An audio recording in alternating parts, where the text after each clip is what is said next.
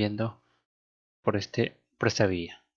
Bien, en nuestro curso de sistemas de puesta a tierra, uno de los temas más puntuales, más vistos, es la resistividad del suelo.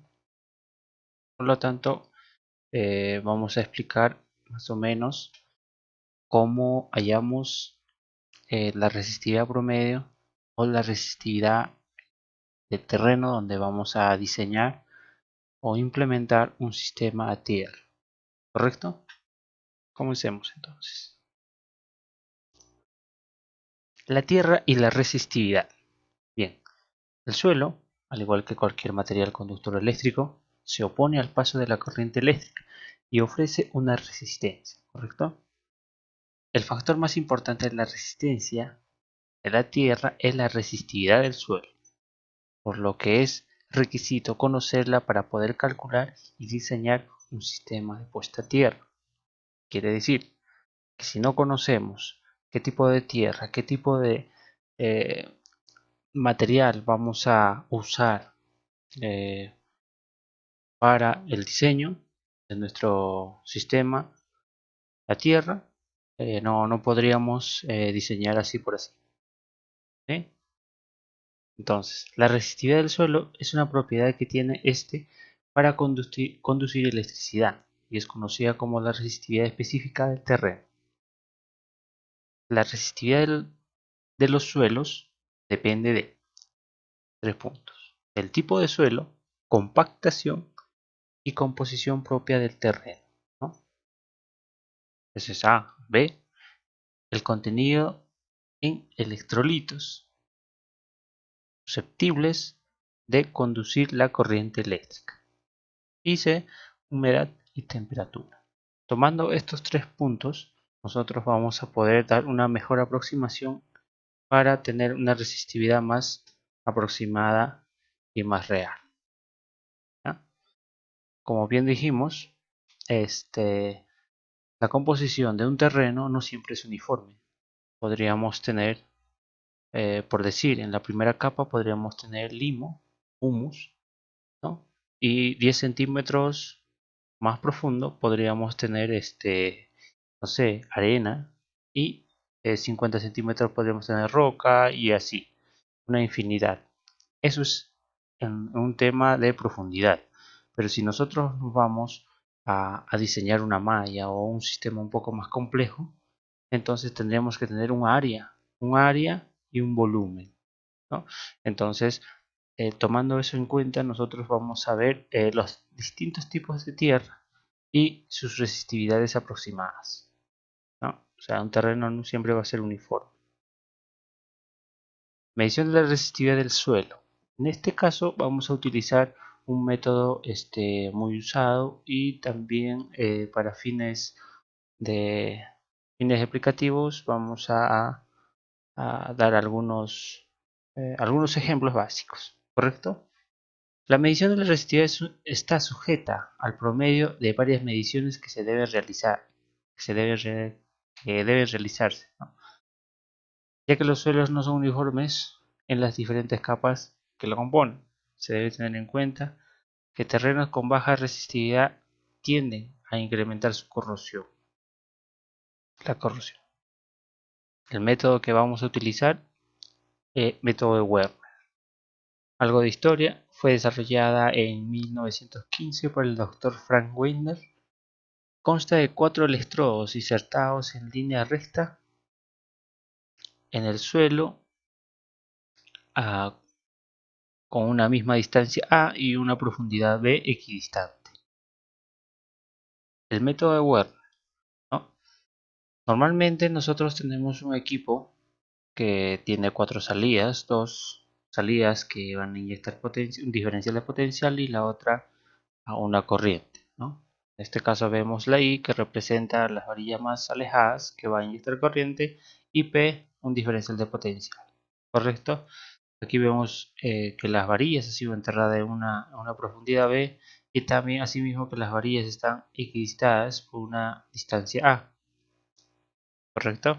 Entonces, el principio del método Werner se basa en inyectar corriente directa o de baja frecuencia. a través de la Tierra entre los dos electrodos exteriores C1 y C2, C1 y C2, mientras que el potencial voltaje se mide entre los polos interiores P1, P2, P1 y P2.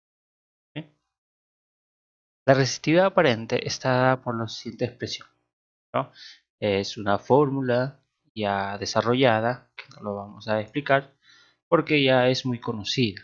Entonces, esta fórmula será usada siempre y cuando nuestro equipo no nos dé el valor de la resistividad. Hoy en día hay equipos que nos pueden brindar directamente con margen de falla o error la resistividad directamente. Nosotros vamos a asumir que nuestro equipo solamente nos da el valor de la resistencia eléctrica del terreno para nosotros estimar la resistividad, ¿no?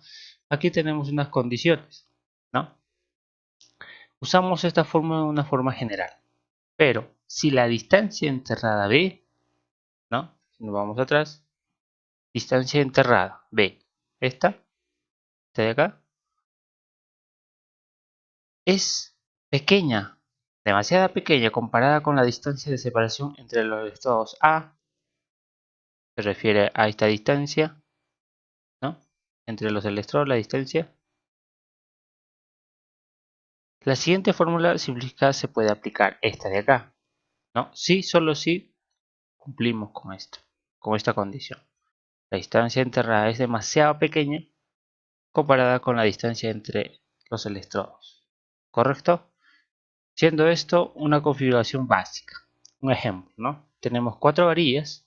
Ojo, nosotros tenemos que tener un punto de referencia marcada o no sé, poner una varilla más que no la vamos a mover para que sea equidistante la distancia, ¿correcto? Entonces vemos que tenemos un equipo con 4 salidas. Estas salidas están siendo conectadas, cada equipo es diferente, la nomenclatura es diferente en los equipos de hoy en día, entonces se tiene que tener mucho en cuenta siempre en el manual de cada equipo dónde es las picas o las salidas de potencial y dónde son las salidas de corriente, ¿no? Entonces en este caso se está introduciendo las varillas a una distancia de 20 centímetros y una separación de varilla a varilla de 4 metros, ¿correcto? Entonces, ¿cuál es el procedimiento de medición de una resistividad de tierra? Contamos con 6 puntos. Instalamos las 4 picas al suelo separadas de una distancia de 4 metros, ¿no? Teniendo en cuenta la imagen anterior, esta, ¿sí? Enterramos las picas a una profundidad de 20 centímetros, ¿no? Realizamos la conexión de los cables del equipo cada una de las picas de acuerdo a lo que corresponde, a la correspondencia C1, P1, P2 y C2 mostradas. Realizamos la prueba con el equipo y registramos el valor medido de la resistencia en el equipo en ohm. A fin de tener varias medidas, realizamos este mismo procedimiento alrededor del suelo en prueba. Calculamos el valor de la resistividad de acuerdo a las fórmulas anteriores descritas como valor promedio, ¿sí? Hacemos un ejemplo como les contaba, ¿no? Ejemplo, el cálculo de la resistividad de acuerdo a las fórmulas anteriores, sabiendo que la resistencia media en el equipo es de 0.53 ohms. A 4 metros, B 0.2 metros, aplicamos la fórmula. Ojo, todo tiene que estar en metros, ¿correcto? Entonces la resistividad va a estar dada por esta fórmula. Nosotros introducimos o reemplazamos en un Excel, nos tiene que salir de esa forma, ¿correcto? Bueno, una vez reemplazada todo lo que tenemos acá, con la resistencia y las distancias, nos sale 13.3033 ohms metro. Pero vemos la otra fórmula. Sabiendo que A es mucho mayor que B, entonces B es despreciable. ¿Qué quiere decir? Que B es 0, ¿no? No se toma en cuenta la parte de abajo. Más bien se reemplaza que todo es 0, 0, 0, 0 y solamente es entre 2, ¿no? 4pi por A por R entre 2. Entonces nos da esta fórmula de acá abajo. Hacemos, reemplazamos y nos da que la resistividad es 13.32 ohmios metro. ¿Sí? Entonces, con estas premisas nosotros hacemos un ensayo, ¿no? A ver, para sacar nuestra resistividad promedio.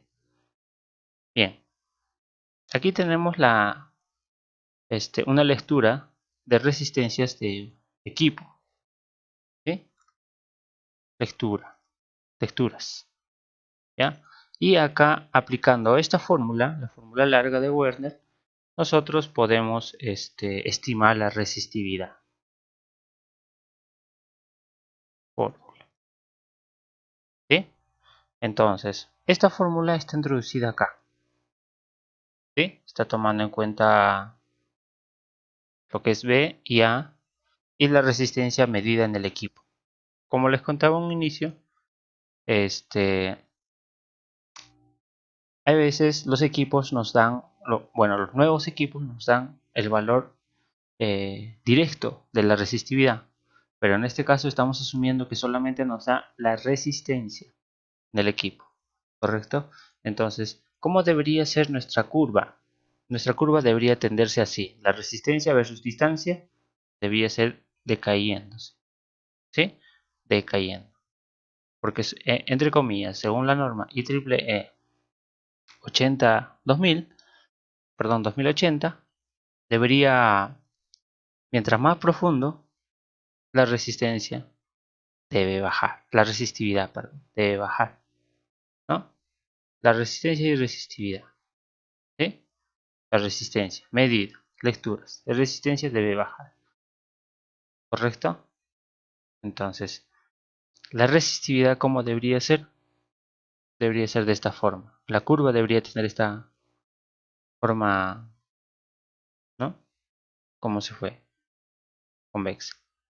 Bien, teniendo esto en cuenta, estos son medidas lineales. Nosotros deberíamos hacer una medición un poco más completa para trazar un área, ¿no? Esto lo vamos a ver bien explicado aplicando otras fórmulas y también la norma IEEE en el siguiente video, ¿correcto?